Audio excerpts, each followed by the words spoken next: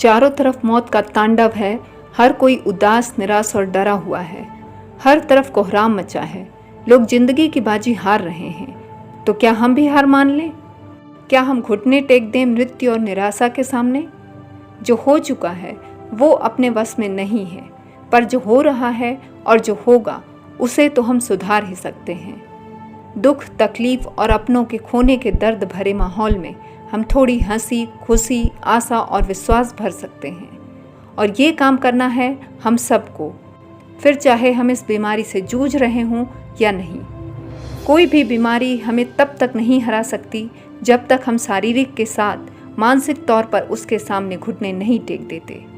इस विकट घड़ी में जब हमारे अपने जीवन और मृत्यु से जूझ रहे हैं, तब हम उनके साथ अच्छा व्यवहार करके, घर परिवार में हंसी खुशी का माहौल बनाकर और बीमारी तथा उससे जुड़े तथ्यों पर सकारात्मक और जागरूक सोच रखते हुए उन्हें हौसला बनाए रखने की उम्मीद दे सकते हैं।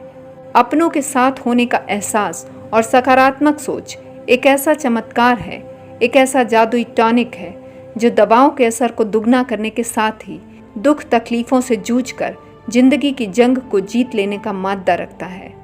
जब हम खुश रहते हैं और अपनों के बीच सुरक्षित महसूस करते हैं तो हमारा शरीर ऐसे हार्मोन्स रिलीज करता है जो हमारे शरीर की रोग प्रतिरोधक क्षमता को कई गुना बढ़ा देते हैं। आपके पास 1000 बहाने हो सकते हैं, पर कैसे भी करके शुरुआत आपको ही करनी है।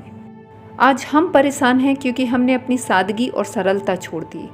तो प्रकृति से जुड़े रहिए, जीवन और स्वभाव को सरल बनाइए। राजनीति और धर्म के अलावा भी बहुत कुछ है। अपने जीवन जीने और सोचने के ढंग को सुधारने पर काम करिए। पैसे, सामान, भोजन और समय को बर्बाद न करके उसका सही उपयोग करिए। ज़्यादा से ज़्यादा समय अपने परिवार को दीजिए। जीवन को पूरे उत्साह और आनंद से जीना सीखिए।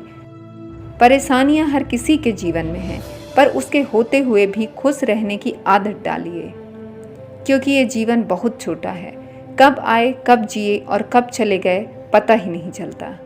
इंसान बनकर धरती पर आए हैं तो इंसानियत दिखाइए, जूझिए। मृत्यु के पहले हार मत मानिए।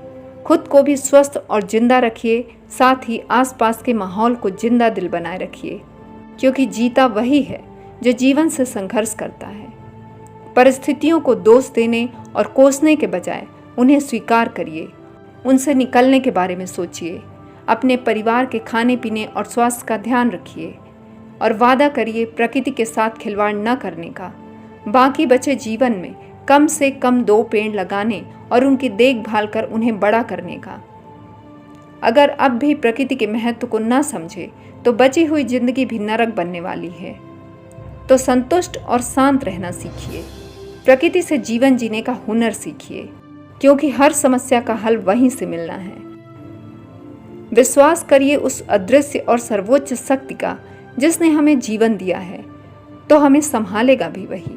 बस आपको अपना काम पूरी ईमानदारी और मन से करना है, क्योंकि अगर कुछ बिगड़ रहा है तो उसके जिम्मेदार हम और आप हैं।